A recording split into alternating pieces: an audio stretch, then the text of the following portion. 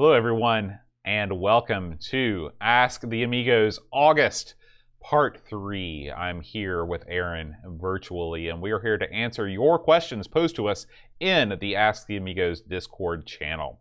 Keep them coming, Bo. What do you got? First up, we've got a question from Roshi. He says, amongst the 8 and 16-bit computers that were capable of decent music, was there a game that didn't have concurrent music and sound effects where you felt that it worked out for the better?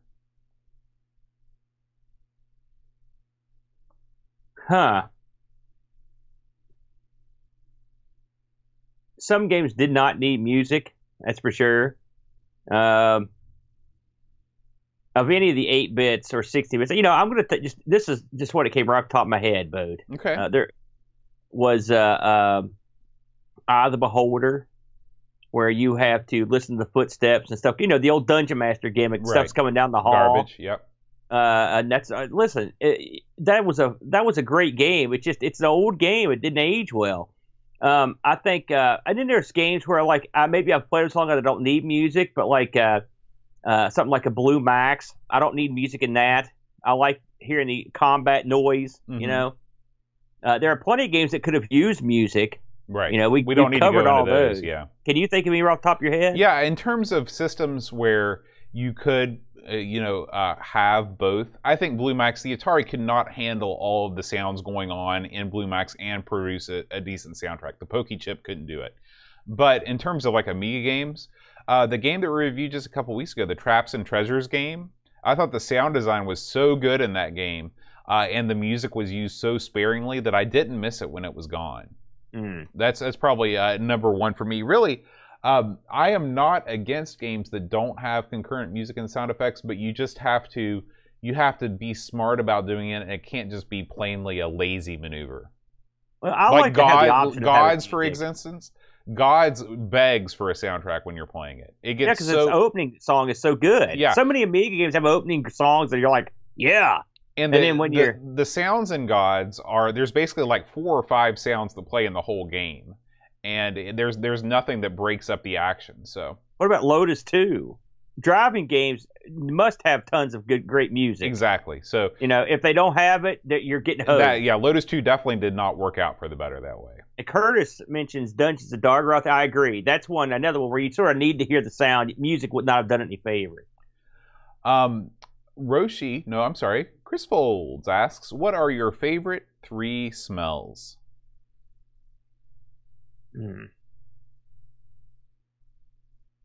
Well, I never thought about it before, to be honest with you. Let's see. Chocolate chip cookies baking would probably be up there. That's a great smell. I like, this is generic, but I like that sort of pine smell you get when you're in the woods. Mm-hmm. I'll tell you one I like. And I had this experience when I was at the cabin. When you were in a room, or you open one of those old cedar chests, and you get that I love that. Okay. I love that kind of woody, polished wood, whatever that is, smell. I love that. Right. Okay. For me, it's got to be baking bread, like fresh baked bread. I love the smell of deep frying things. The smell when you walk by Big Loafer at the mall? I don't eat there. No, I'm talking about when you walk by it. I know the smell. Hell yeah. I love that smell. That's when I make tater tots at home. I love that smell. And I love the smell of walking into a Korean restaurant, because you can smell the kimchi, and it brings me back to all the good times that I had living in Korea. So they say that smell is the sense that is most associated with memory. Have you read that before? I have heard that. Yeah. I think, yeah. And so there's things too, like freshly cut grass, on a summer's day. You don't like that? It's not for you? No, unless I'm the one that finished cutting it and I'm walking inside, then I love it. Tapes asks, Boat mentioned watching slice of life anime in one of the recent episodes. Could you share what you've watched or some of your favorites? Yes. So there are a bunch of slice of life animes that I really, really like. One is called Run with the Wind, that is about a high school track team. No, I'm sorry, a university track team. There's one called Kids on the Slope, which is about some high school kids that form a jazz band. There's one called Barakamon, which is about a calligrapher that goes to live on an island, sort of a rural island. Let's see, what else? God, these sound boring. These are animes? When's the demon show up? There's one called Usagi Drop, which chronicles the life of a salaryman that decides to raise his grandfather's 5-year-old girl. That's very good. So, Aaron, none of these are going to be your bag because there's no explosions. There's My favorite one. There's no well-endowed ladies. None of the things that you like about anime are in them. My favorite one is Shigatami, which it's the solitary life of a librarian in her later years who is slowly working her way through the Encyclopedia Britannica. My God, how moving! Get that out. Mitsuyama asks, what is one piece of advice you would give your 21-year-old self? Oh, God. I don't know. I was already going south by 21, but I'll be honest with you. Okay. You want to go back to 18? Well, no. I mean, 21. Go ahead. What would you say to your guy, to your you? Break up with your girlfriend. Leave her alone. That's the way. I mean, it's one of these things, Aaron, where if I hadn't had all the stuff that happened to me, I wouldn't be where I am now, and I'm happy where I am now. But I'm trying to think what I was doing in 21. In 21, I was getting ready to graduate from college. And like I said, I was engaged to this girl, and it was a horrible, horrible thing because I was like, well, I guess I'll just settle for her because I'm not going to be able to beat anybody after I graduate from college. Horrible idea. I'm thinking 91. I'm thinking that was somewhere that'd be like 92. I was just finishing up school. I was finishing up elementary school. I was going to go to the real world. Well, yeah, there you go. If I could give myself any advice, I would probably say something about staying in better shape. Maybe something like that. Mm-hmm. It seems because that way I won't have to worry about it now. So I curse. I mean, my life I've never had a plan. I've never had one, and so it's hard for me to go back and say, well, you screwed this up because I mean, most of the time I just sort of feel like a leaf that's floating down a stream. Mm-hmm. Just stuff happens. I really have no control over the majority of it. It's not depressing or anything. That's the way I've always been. Sure. I've never really thought about so it's hard for me to say, boy, I wish I hadn't, I mean, there's stuff I shouldn't have done. Should I have inhaled a bunch of weird drugs? Probably not in retrospect. It's not like I was a drug addict, but stay away from ether. I guess would be something I would probably tell myself. But that's Okay. Let's see here. Paul, aka Hermsky, writes, how involved are you with modern gaming these days? What do you enjoy? It's funny you should mention that because I actually I bought and played a new game last night. Ironically, Boat. I'm trying to get the name of it here. I got it on Steam. Oh, it's called Dead by Daylight, Boat. Oh, you ever heard of that one? That sounds awesome.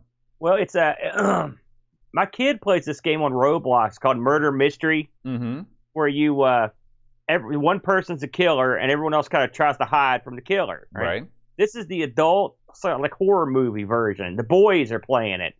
It was $8, so I picked it up. And it's okay. I mean, it is what it is. It's kind of fun. So I mean, but it's modern, Yeah. This week on ARG we're doing Android games, right? And the game that Brent picked just came out this year, and I really like it. So I mean, that one I think counts too.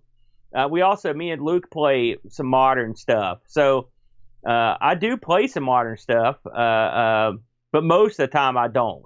And I downloaded Grand Theft Auto 5 last weekend. Did I tell you that? You mentioned it briefly on Discord. Yeah, I bought it. And it reminded me instantly why I don't go for this stuff. The endless disclaimers, the endless log in here, the CAPTCHA stuff that won't work right. Everything that can go wrong, but that you're trying to play the game.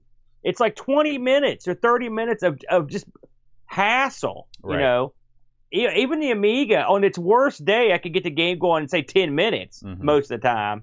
So there's sort of I don't know if I've got the patience to sit there, but I mean, when the games don't do that, sure, I'll play a modern game. Yeah. I go through phases with really video games just in general. Like, except for the games that we play for the shows, I'll go weeks without playing any video games, and I don't miss it. But then a switch will go off in my mind, and I'll be like, one day I'll be like, oh, video games, let's go. And I've got a Switch. And as far as my modern games, I can tell you that Animal Crossing, Luigi's Mansion 3, Mario Kart 8, those 3 games are well worth the purchase price of the Switch. I'll get as much, the fun factor is everlasting in those 3 games. I bought Persona 4, which has been remastered in 1080p. That was one of my favorite games that I had on the PS TV. Remember that system? Yes. The PlayStation television?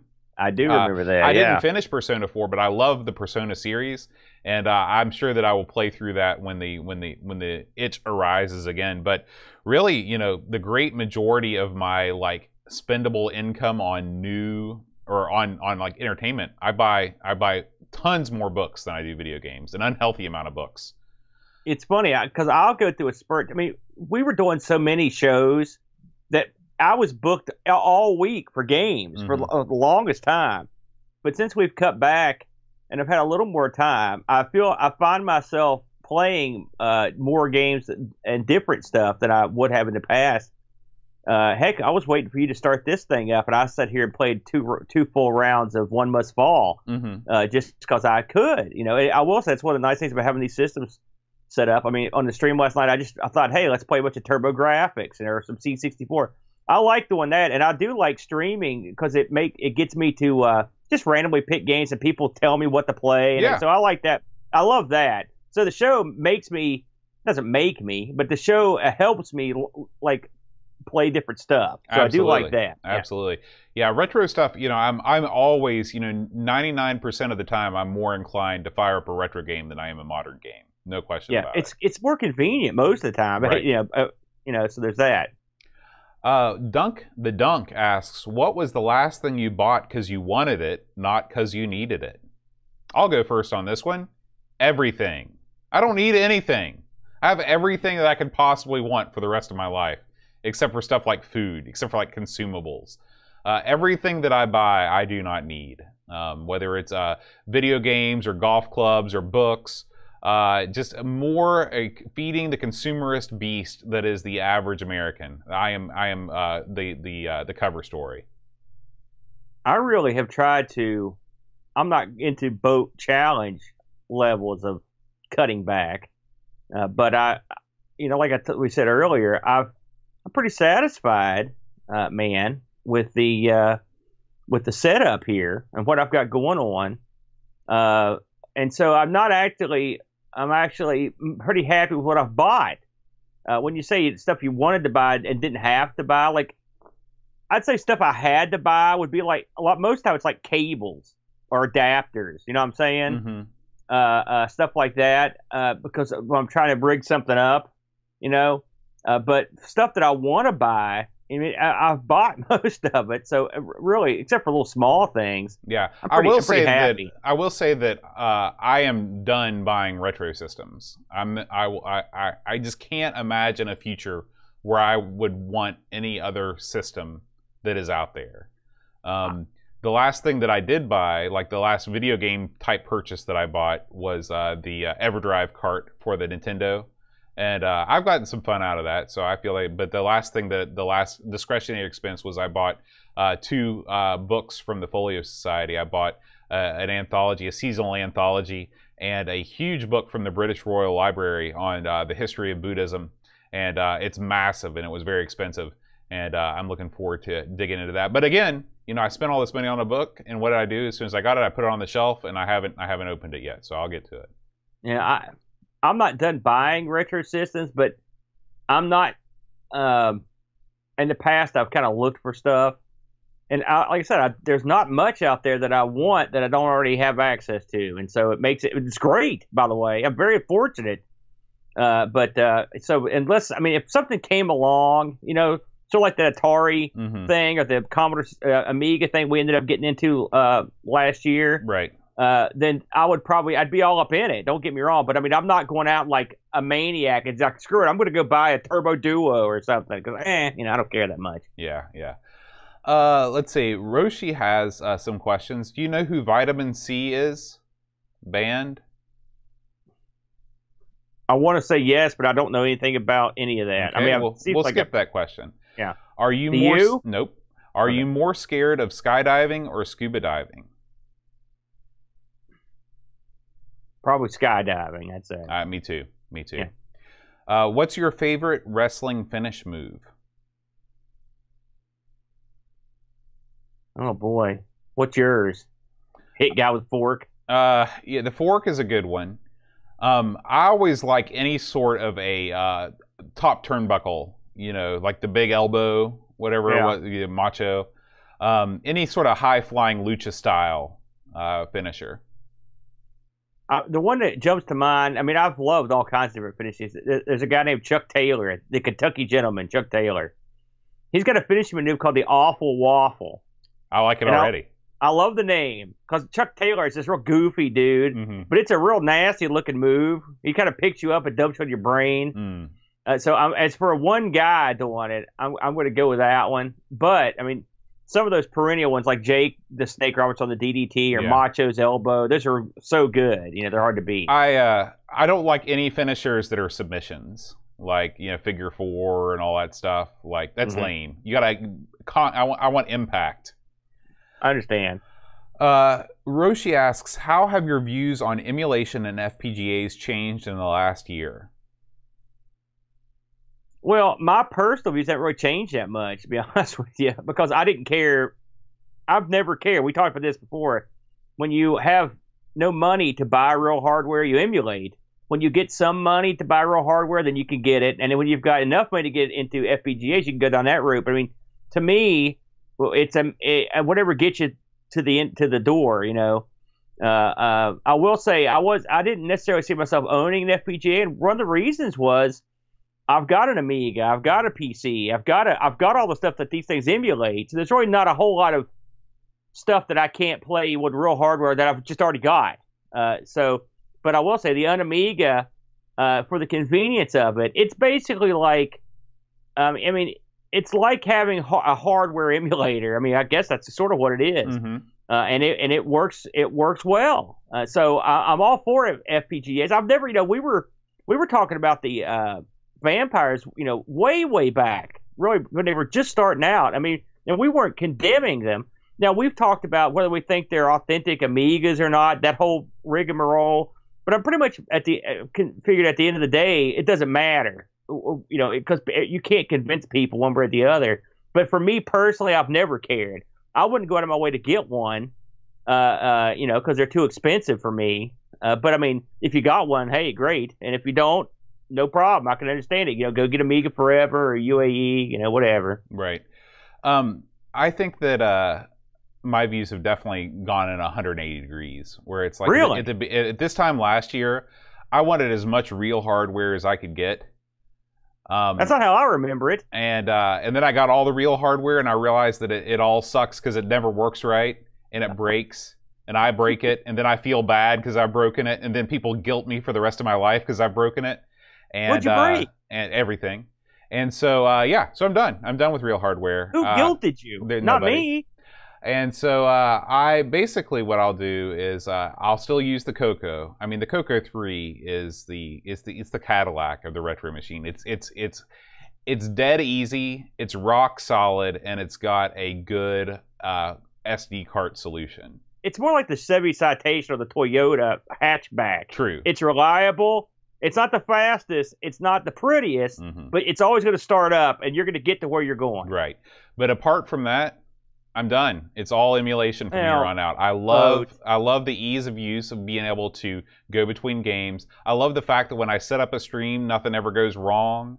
I just go there and play. When I want to look at a game, hey, it's not on the SD card. Oh, let me just take a 15-minute break so I can load it onto the... No, there's none of that. There's none of that. You play what you want. It's right there. It's good to go.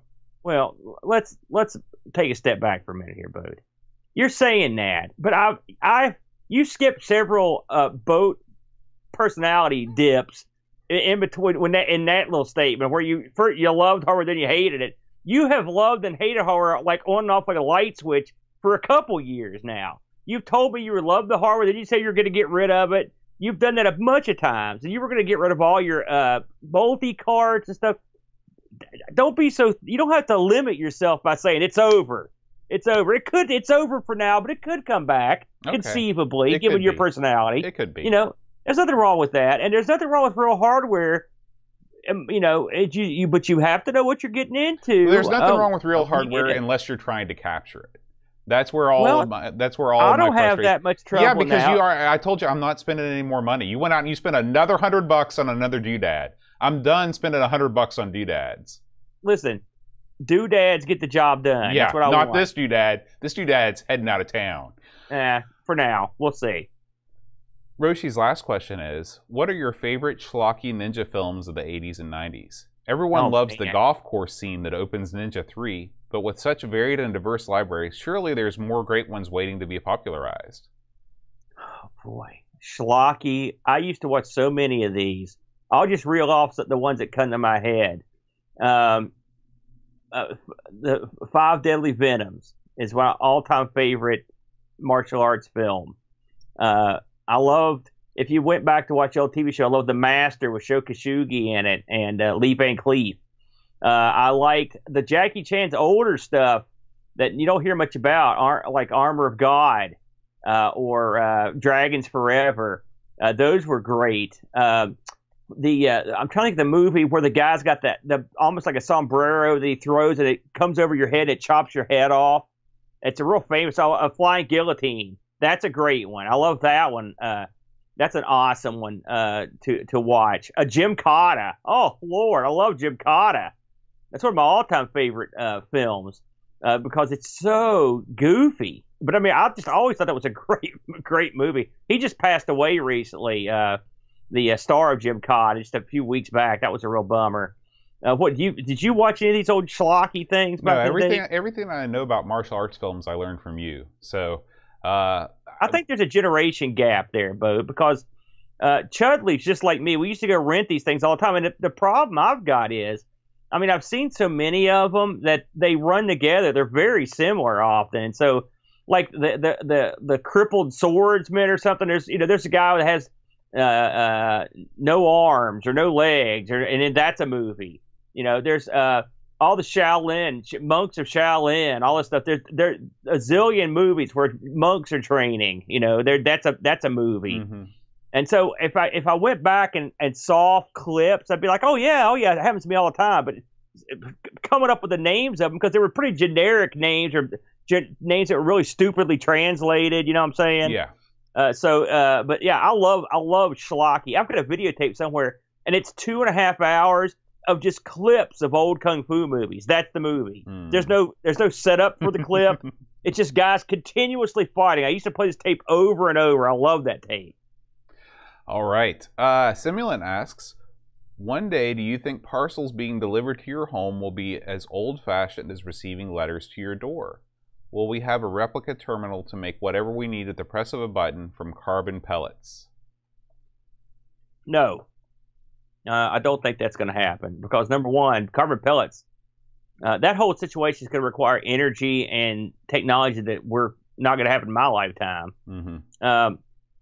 Will 3D printing come to the point where you may be able to like have a very fast, very reliable 3D print that would knock you out something you need in a couple hours? Probably, but we ain't there yet.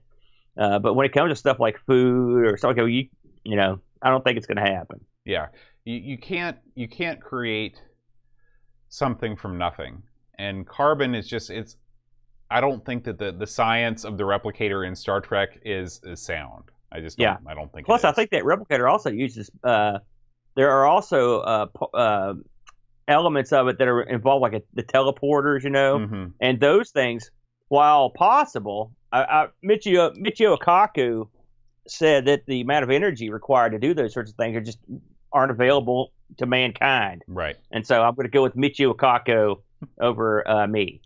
Do you like the film Soylent Green? Never seen it, Boat.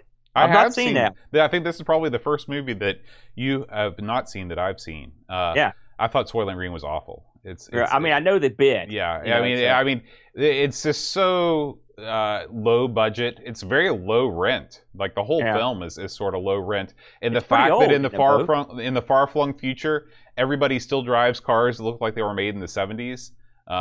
Just no, it's not good. I'd go with like Logan's Run. Now that's a good future movie. Yeah, Logan's Run is much better than Soylent Green. They Live. Have you seen They Live? Oh, are you kidding me? You know I have. Okay. I love that movie. Yeah, that's a great one. Roddy Piper's in it. He's great. Retro Ravi asks, if Amiga did not exist, what would your podcast be about? It would probably be pretty much the same, except we wouldn't talk about computers. I mean, really, we probably wouldn't have a podcast in the first place. In fact, we almost certainly wouldn't, because the whole reason we started the show was because I was like, man, there's no good Amiga podcast. Because at the time, I didn't know of any. I mean, it's possible that we could have, come around to, because I mean, there is like an Atari 8-bit podcast, but they don't release regularly, and so if you think about it, Boat, if let's say Retro Hour or Tin Mark had been on, or maybe even the Guru guys had been on, and I knew they were at the time, I wouldn't have had to have made a podcast to hear Amiga stuff, and so we wouldn't have been here in the first place. Oh yeah, well I mean you're the king of, if anybody's doing anything even remotely connected, you're like no, somebody's already doing it, we can't do it. And well, no, you're the king of that. So. That's not for Amiga. That wasn't the premise. I mean, it's just like, man, why is no one covering this cool computer? That was my thought. I mean, I don't know about that. Like for example, like when I was like, man, we should do an Odyssey 2 podcast. You're like, no. 14 years ago, Ready Player 2 podcast did a series that they talked about Odyssey 2 games. Somebody's already done it, man. As if you can't have multiple takes on the same system. You're right, but our buddy Earl was doing an O2 show, and really the problem is there's not a lot of space for. I don't know if does the community need multiple of Odyssey 2 Well, podcasts? For me, it's never been about that. It's always been about, do you like talking about this? Do we have fun talking about it? I never think about the other stuff. Well, I don't know. I mean, I guess you're maybe right. I never really thought about it. If I had to choose a topic to talk to you about every week that wasn't the Amiga, it would probably be like 70s NWA wrestling. Just every week a different wrestler.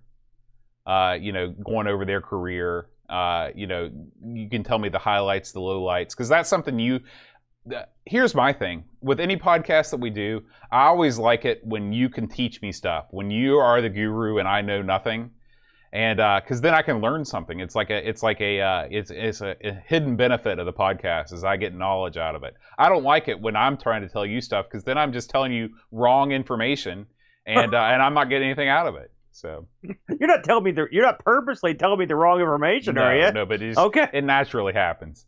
You know so much more than me, Boat. No. The thought that you want me to teach you something is laughable, especially something as stupid as pro wrestling.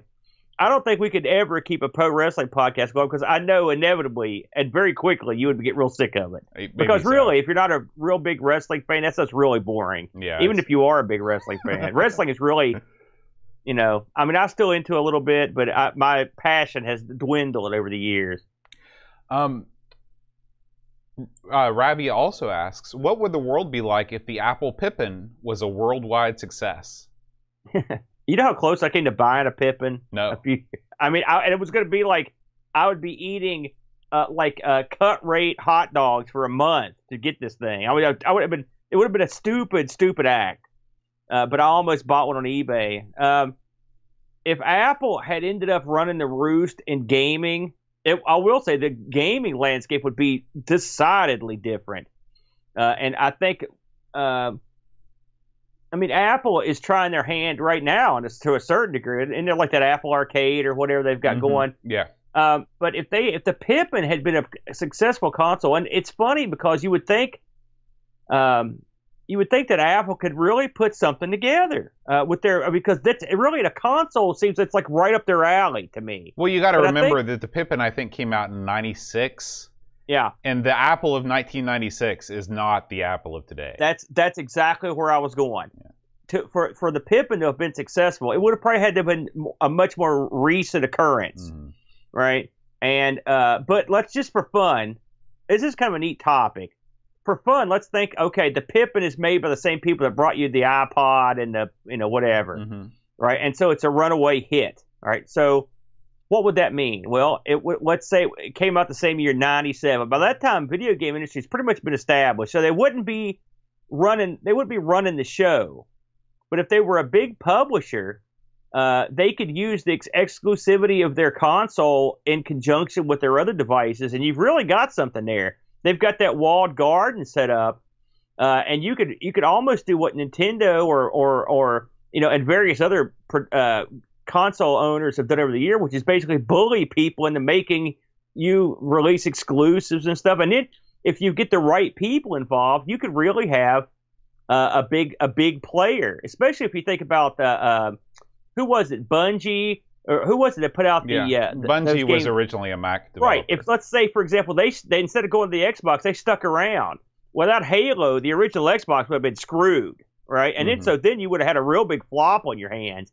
Let's say Halo's on the Pippin all of a sudden. Well, then you got something, So I think Apple could have been a big player, and I think Apple, they're the biggest company on earth. So they could be a big player in any industry, whatever they want, including right now. Apple has enough cash in the bank to just buy outright the entire video gaming industry. Right. If they I think Apple wouldn't get into that industry because I don't think they would make enough money to interest them. What they're making the big money. Right. They've already got the most, in the number 2 most popular gaming platform in the world. Number 1's Android. That's, nobody's playing games on the amount of consoles sold versus the amount of phones that are sold every year. The phones dwarf it. So it is funny the amount of press that video games and consoles get and games on them get and releases get, when in actuality, all the money's coming in from mobile. Yeah. It's bizarre. It's a tempest in a teapot. The video game crew and the journalists that surround them drum these things up like they're huge deals. But if you look at Sony, you know what Sony's number 1 business is? No. Insurance.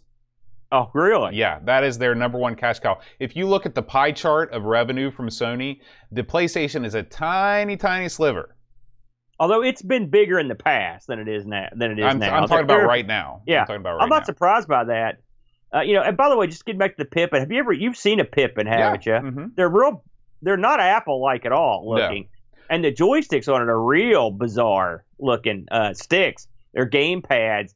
I don't think this, and the amount of attention that they gave this thing, I don't think it was ever going to be a success.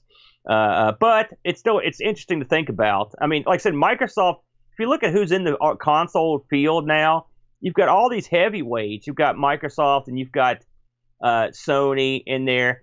And then there's Nintendo, who really, everyone looks at them as a giant of video games, but they are the plucky upstart of the bunch because they're not in the same stratosphere. There's other companies. There's a massive megacorp, Mm-hmm. So it's a testament to their business model and their attention to detail and their planning and how they and the games they make as to why they're still even involved in the first place. Yeah. Pixels at Dawn asks, if you could add a 3rd fantasy host to the podcast, who would it be? A fantasy host, eh? Well, I would assume it'd be somebody in the Amiga community, right?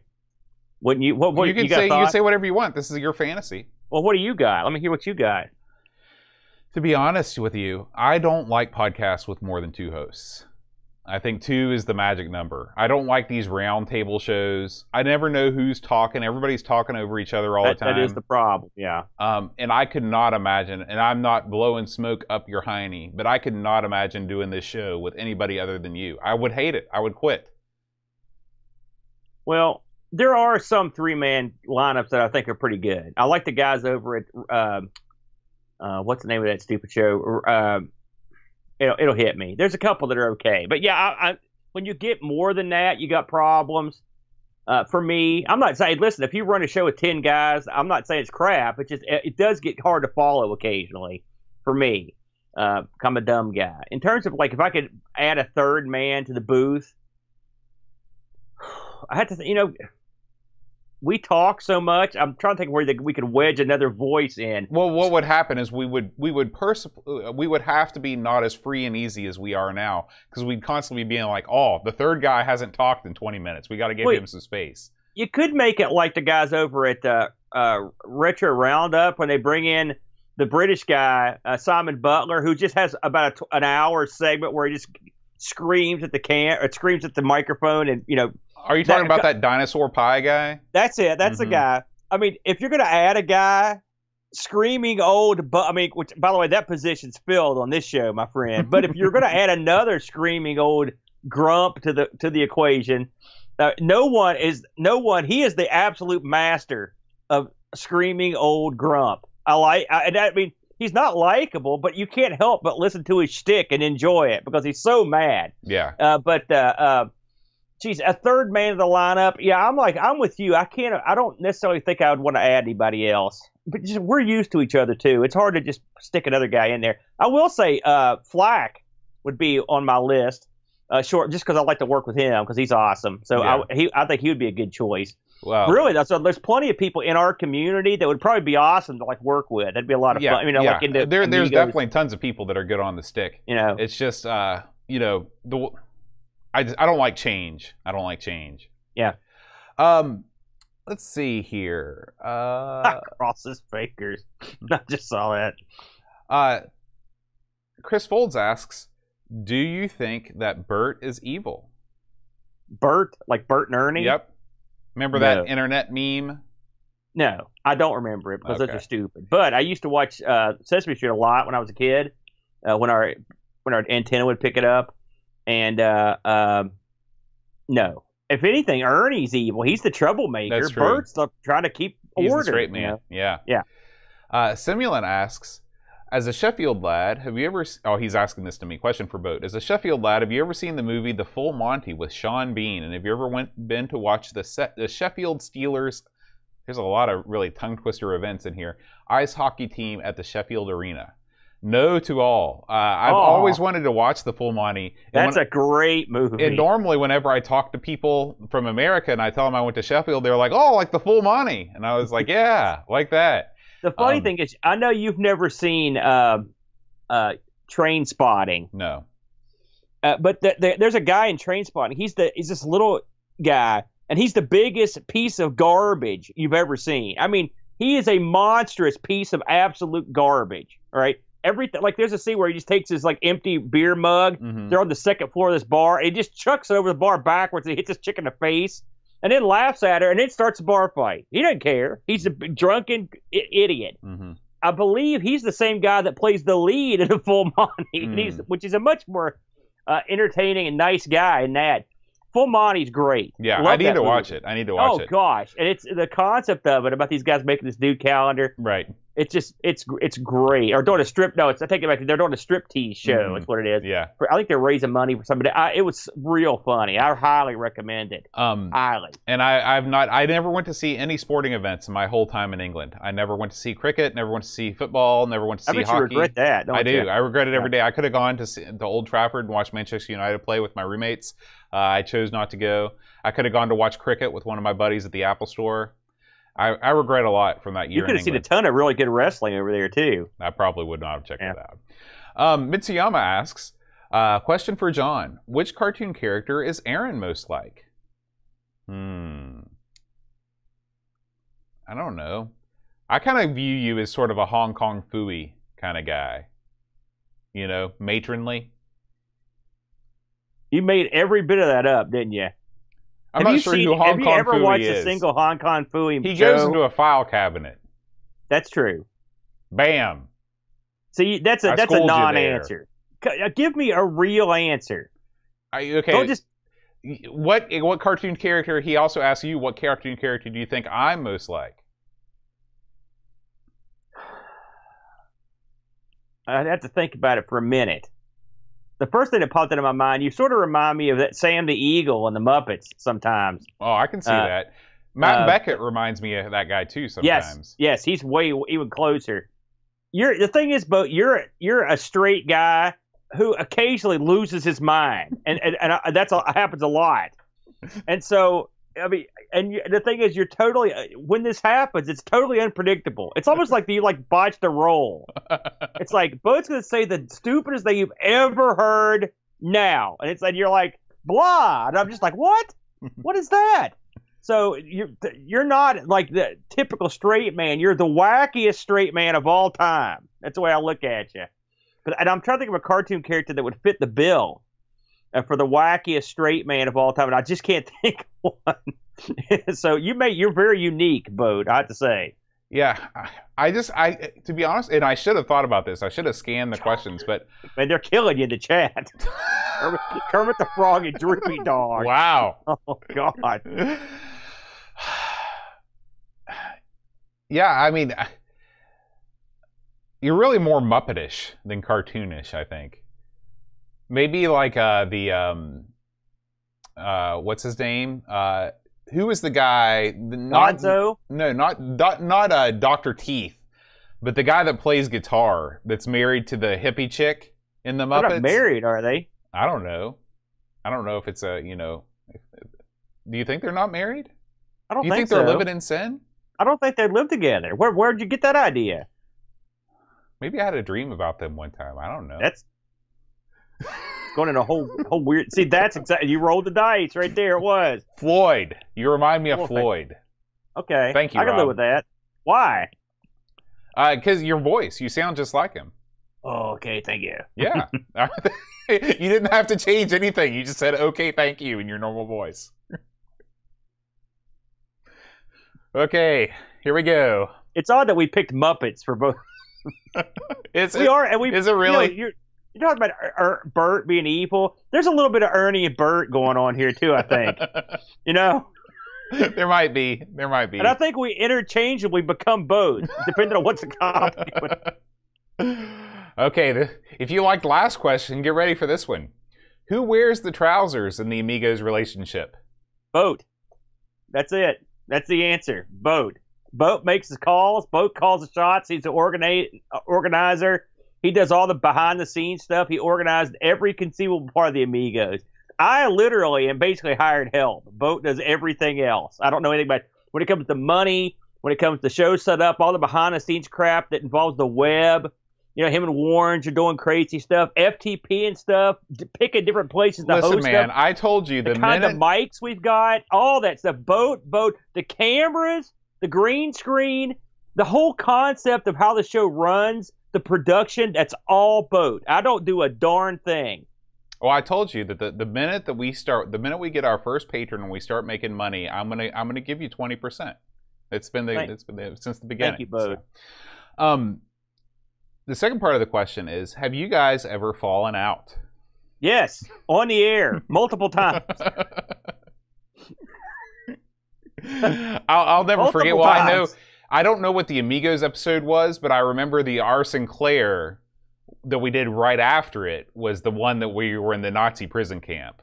That was the most uncomfortable, because we started the show. You just started the show while I was seething with anger. And you were hot with rage. Yeah. And we got through it. Gosh, I don't even remember. That wasn't that long ago. No, it wasn't that long 6 ago. months? It was definitely less than 6 months ago. And then we've had that was our biggest on-air argument. Boat says stuff all the time that I'm just like, oh God, Boat, don't say that. You're gonna get us. Boat doesn't care. That's why I say. That's when you say Boat's like the straight man. That's not true.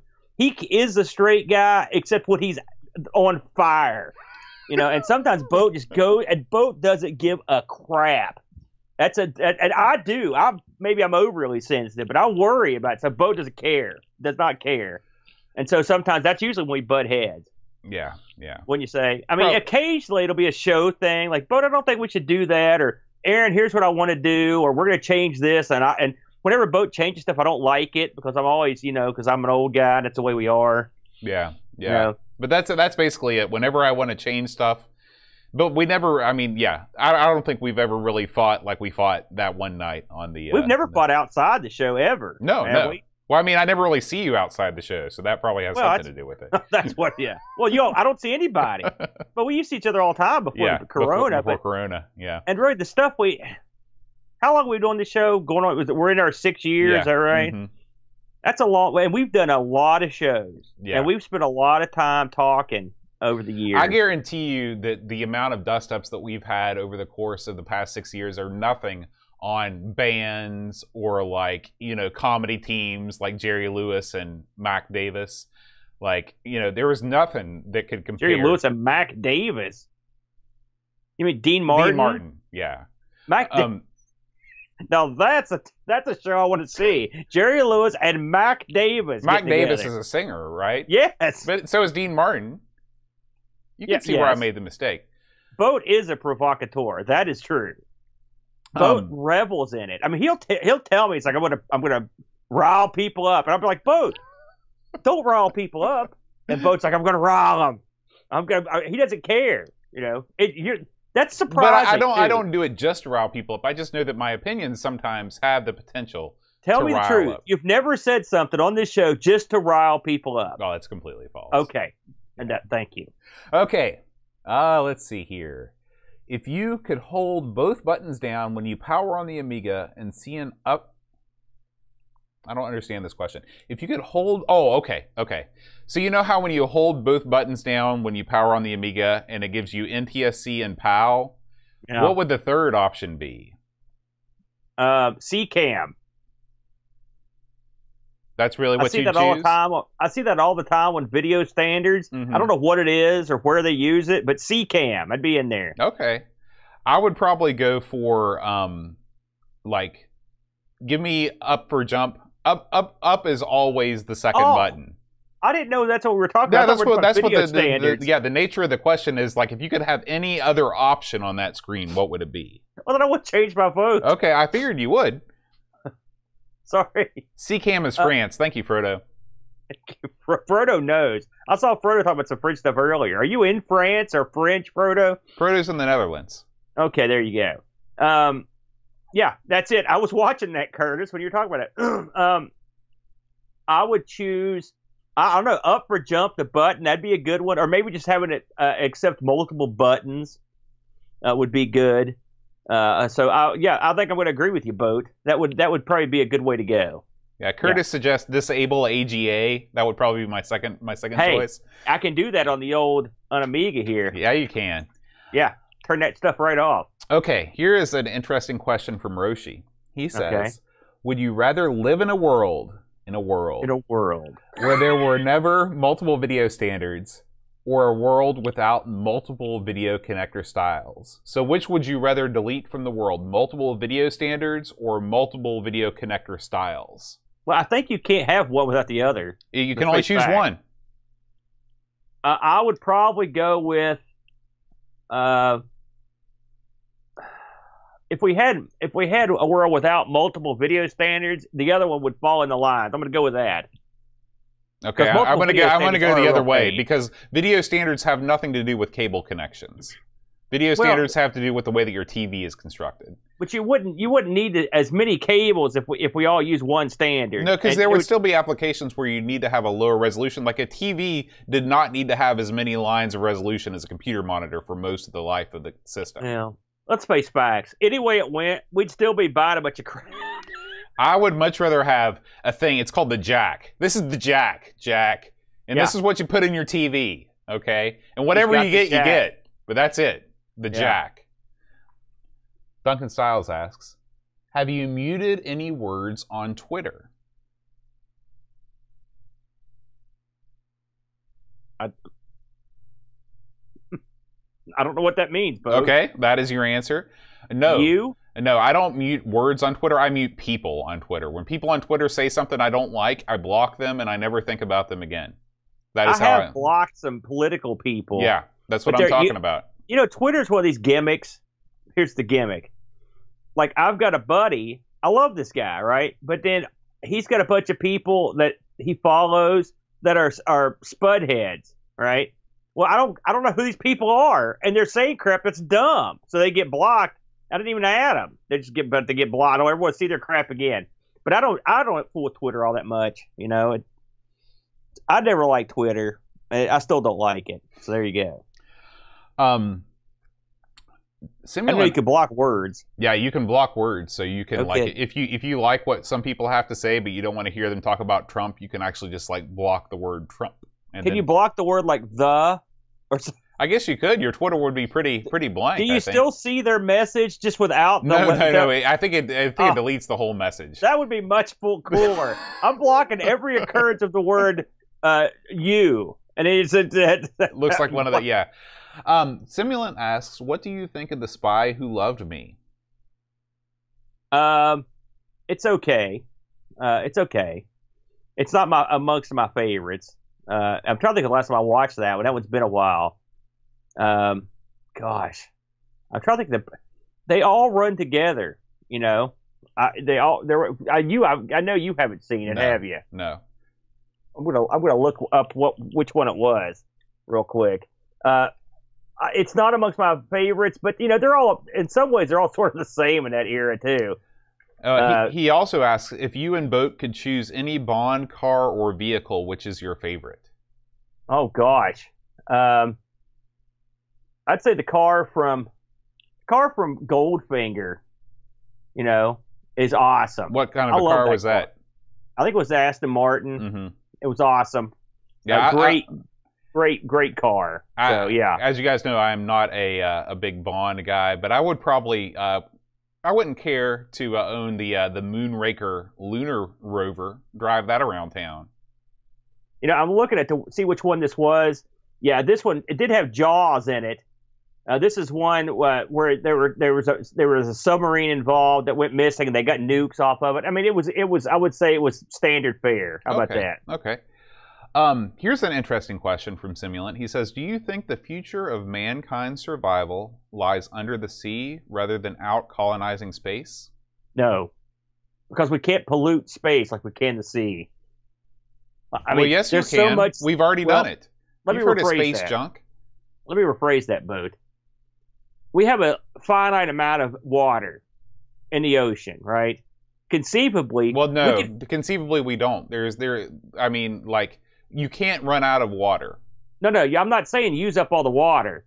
I'm saying we could contaminate a lot of water. Okay? And even when it goes up to the sky and becomes rain, it still could be contaminated, right? Because of because we suck.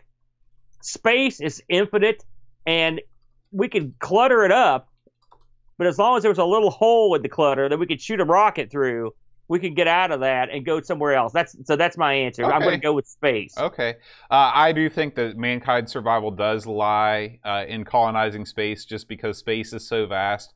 And also, I believe that the transport costs of getting stuff to under the sea to where it could be useful, by the time that we really get this Mars thing going, I think it still might be cheaper to send rockets up to Mars than explore the Marinara Trench and all that. I will say I'd like to be under the sea in an octopus's garden. And also, I think we can both agree that mankind has no future. I think that's pretty much the way I'm looking at that. I'm an optimist. I believe in the future. I want to see space. I want to see all the stuff. I want to see Star Trek come to life. I want to see Gumby, Aaron. I want to see old Star Trek come to life. I don't want new Star Trek to come to life. That'd be bad times. Yeah, nobody wants that. Nobody wants their eye gouged out. No. Pixels at Dawn asks, what is the design of your own personal Bond supervillain base? Wow. Well, I'm a traditionalist, Boat. So you got to start off with like a hollowed out volcano or a mountain, right? Mm-hmm. And then I also like those bases where you've got just a crap load. You got to have two elements. You got to have a crap load of dudes to protect the base, and they're all in like some kind of wacky uniform. Yep. And then you got to have a bunch of like civilians and lab guys that just wander around like this is their everyday job to work with the supervillain. Where are you going? Moon base. This is where I'm going to like Germ Warfare Department 6. Mm-hmm. It's like, oh, okay, yeah, I'm going to be down in like missile theft or whatever. But I would like all that stuff. If you ever seen, I believe it was You Only Live Twice, I believe was the one, where Bond infiltrates the inside of the mountain, and there's all these guys come out, and Bond has his own troops, and they have this multicolored battle, and they're coming down on strings and stuff. I like all that. That's what I want. All that kind of stuff. When it all goes down, I want there to be a crazy battle with people lobbing grenades and stuff inside the mountain. And at the end, I want the mountain to explode. That's what I want. So if I was a supervillain, the old hollowed out volcano gimmick. I'm going to go the other way on this. Mm-hmm. Zeppelin. Huge Zeppelin. It's been done. Did you ever see? Which was it? View to a Kill. Oh. The bad guy in that was Zorn, played by Christopher Walken, and he had a Zeppelin. He drove around, and there's a famous scene where he's having a board meeting in the Zeppelin, and this one guy doesn't want to vote the way Zorn wants, and so he hits the button, and the floor goes broop, and the guy just falls out of the Zeppelin. Drops out of the Zeppelin. And then Zorn turns around to the rest of the table and goes, "Does anyone else care to drop out?" Bam! Bam! What a that line could be you, from Walken. Bode. Yeah, he was great. All right. Chris Folds asks, this is just for you, Aaron. You have visited loads of cool monster, myth, and ghost sites. Out of all of them, which do you think is the most true? The most true. There's a lot of eyewitness testimony that is believable in the Flatwoods monster case. He only came one time. They never saw him before or since. And there is scientific proof that something did descend on Flatwoods that night. Okay, so I'm going to go with that. Well, talk about that a little bit more, because a group of school children and their teacher saw something fall from the sky in the woods of Flatwoods, West Virginia, up on the hill, and went up the hill to see what was up there, and they ended up seeing what was the Flatwoods monster, which is sort of a long missile-shaped creature that had these kind of pincer arms and a green dress, kind of a head with a back plate that looked like an ace of spades, and he just a real weird guy, floating around, and they all ran off. There was no communication with the Flatwoods monster, right? No, and I believe it was setting stuff on fire. There's, it's very, but I mean, that's pretty much, they've all pretty much stuck to their story. On that, and it was, like I said, the Air Force tracked something in, so there was something happened. There are people have various reasons for what they think it was. I've heard barn owl and a bunch of the crap. So there's that. Now, in terms of me personally, have I been any place where I really saw monsters and got creeped out?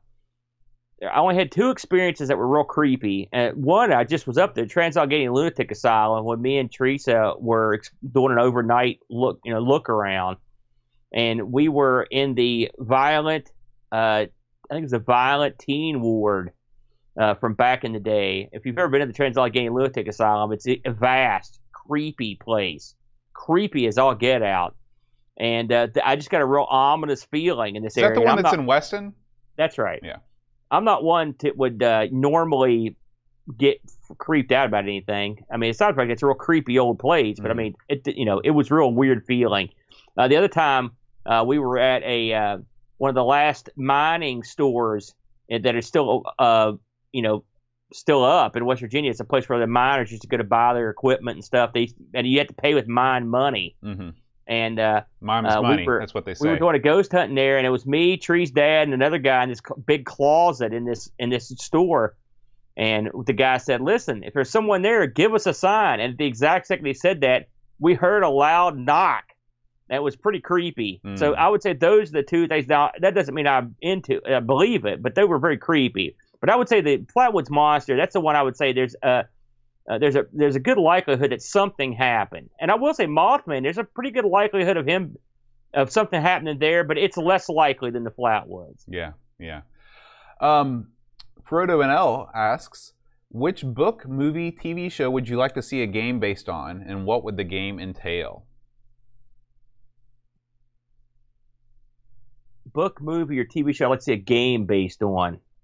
What do you think about that one, Bo? I've been talking for a while. What's funny, I just read Isaac Asimov's book called Foundation, which is basically a series of social trials set in the future, where mankind is set against all of these different. There's a collapsing empire.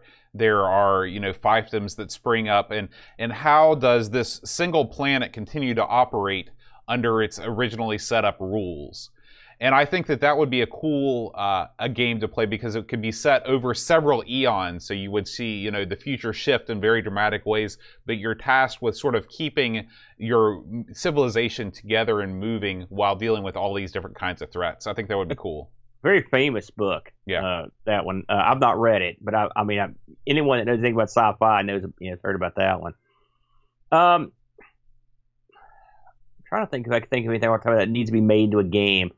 Because some of the stuff I like, they attempted to make into a game, and it sucked. There's a story I like called it was the movie. They made a movie on it. It was called Free Jack. It was a horrible film. The book's called Immortality Incorporated, and a lot of the stuff from Immortality Incorporated has been ripped off, like Suicide Boots and stuff from like Futurama.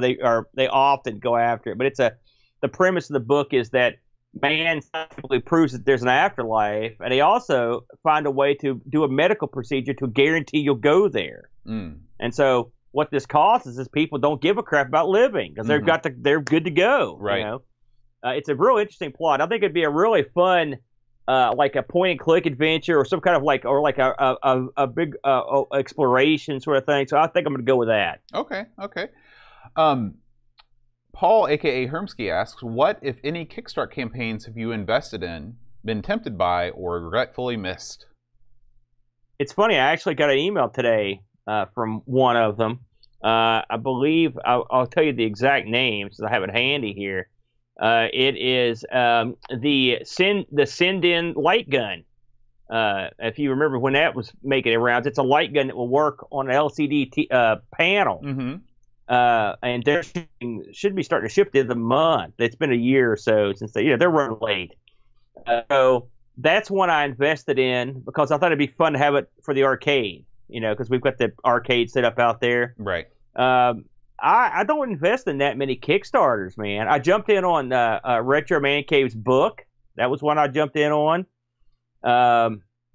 What else have I jumped in on, Boat? And not that many, man.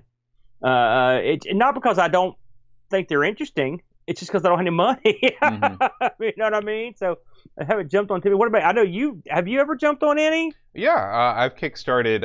There is a journal that I think it's called Enrin, that was a entirely Africa-based sort of photo travel lifestyle journal that I backed because I love projects like that. And I got my issue. It was massively delayed, just like so many Kickstarter projects are, but it was cool. I tried to back the Pebble Time 2. This was the remember the Pebble watch? Okay, Mm-hmm. So Pebble was going to release like the mother of all watches. They had the color e-ink display, all this stuff. I was a huge Pebble watch guy. Yeah, I remember this. But it fell through. Fitbit bought them, and they refunded all the pledges. And the Pebble Watch 2 never came out, so that sucked. I just backed the new Amiga film that's coming out in I think it's called Amiga 2020. Which I saw the thing on Facebook for it. Yeah, and I plan on picking up Neil's book too. So yeah, I back stuff as it occurs to me. I've never regretted missing out on anything. I don't think because what have you regretted missing out on? I knew I should have ordered a Next when I had the chance, and that's when I didn't. I don't regret it so much now because I think I'm going to be able to use the an Amiga to do it. But at the time when we were running hot and heavy with Art Sinclair, here I am. I don't like having a substandard emulator to use. I know I could pay for one, but I'd like to have. I do like to have something that's sort of physical to fool around with when I can. And also I felt like since we're doing a Sinclair show, I felt sort of duty bound to at least make an effort. Yeah. But it was just more money than I had. Another one was Stephen's case, the Checkmate. I'd love to have had the money to get in on that when it was, and still don't have the money for that. But I think it is a quality piece of kit. I feel like there are tons of awesome Kickstarters that I never even hear about because I'm not constantly on there. Yeah, I'm the same way. So. Yeah, I agree. All right. Let's see here. Frodo asks, "What's your favorite black and white movie?" Oh God. It's got to be Citizen Kane. Citizen. I mean, I know another cliched answer, but I love that movie. Okay. What about you? Boy, Casablanca is great. That's a great flick. Yeah. I like that one too. Speaking of Woody Allen movies, I really like Manhattan. I love Manhattan. Yes, That's a really good one. Great He's black done a and bunch white of black movie. and white ones. Yeah, that's another. I agree. Dead Men Don't Wear Plaid. It's a good. One of my, it's one of these things that I always said if I had the time I would sit down and do, but here we had the coronavirus and I didn't do it. But there are tons of classic films that I've never seen, Mm-hmm.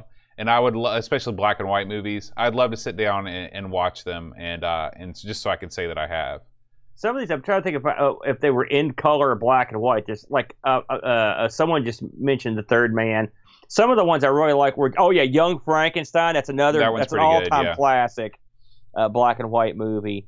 But I would say, I mean, listen, I'm a mark for Orson Welles just because of his radio work. Because I'm a big OTR guy, Mm-hmm. and so it took me forever to get around to watching Citizen Kane.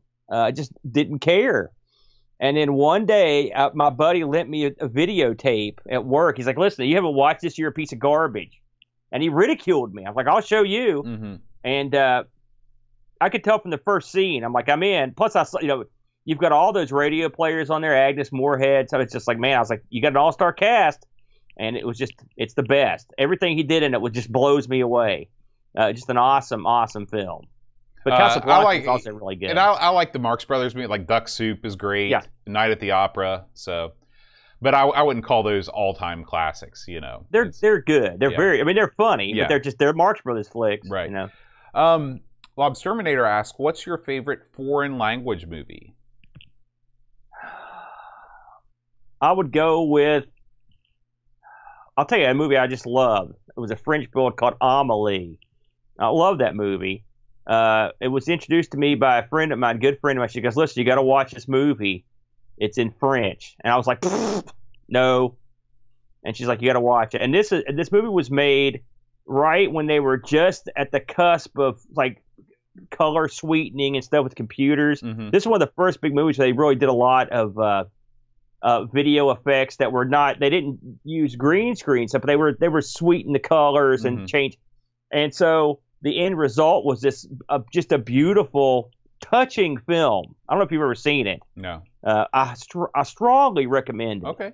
It's a great flick, so I would go with that one. That's what comes to my mind immediately. Mine is probably Life is Beautiful. Have you seen that? I don't. What's that about? It's about this guy who goes into a Nazi concentration camp with his son, and he is. But it's a comedy. It's a really uplifting film because he's trying all these. There's all this horrible things going on around him, and he's doing everything he can to like shield his son from the awfulness that's going on around him. Yeah. And it's a beautiful story. Yes, Brock. That's what I said. I've heard of that movie, Bo, but it's not depressing at all. No, I mean it is. I mean it's depressing because it's freaking set in a concentration camp, Yeah. But it's not like the Spielberg Schindler's List. It's not like that. So okay. But yeah, I think it's Italian. I'll ponder that one, Bo. Kate asks, food question off the top of my head: are y'all popcorn guys? Do you mix candy in your popcorn or add any crazy ingredients? I do like popcorn. I don't mix candy in there. I don't candy. I mean, you get maybe like a snack mix or something that has some candy mixed in there, like some M&Ms or something. But I don't mixing candy into your popcorn. I've never done that. You don't do it. Have you? Yeah. Well, what I do is I mix it in my mouth. I get myself a big fistful of popcorn, shove it in there, then I add a couple Sour Patch Kids. What you do to be a real man is you shove a mouthful of popcorn in and you snort a couple M&Ms. Get those things. Is that what you do when you're a You know, man? mixing the food in your mouth doesn't count, Boat. What is that? You goofball. But I can tell you that I love it, but I get a huge stomach ache after doing it. And then you wash it down with some cherry Coke. There's nothing better. Now, I do like a caramel popcorn. I will eat that, occasionally, like a Cracker Jacks and stuff. But I do like popcorn. I like something I eat all popcorn the a lot. time. Yeah. It's funny, when I was dieting heavily, I air popped popcorn and I ate it day and night. I mean, it was all I ate with that artificial butter on it to make it. And then, hey, it works. It was great. It was a great snack. And our final question. Just do a courtesy, because that's called chewing. That's exactly right, Curtis. That's not mixing. That's chewing. It's dead on. Our final question, Aaron, comes from the one and only Jack Flack, Rob O'Hara. He says, what's the one computer or gaming-related item that you've intentionally parted with that you regret the most? Oh, boy. I'll let you take this one first. I have to think about it.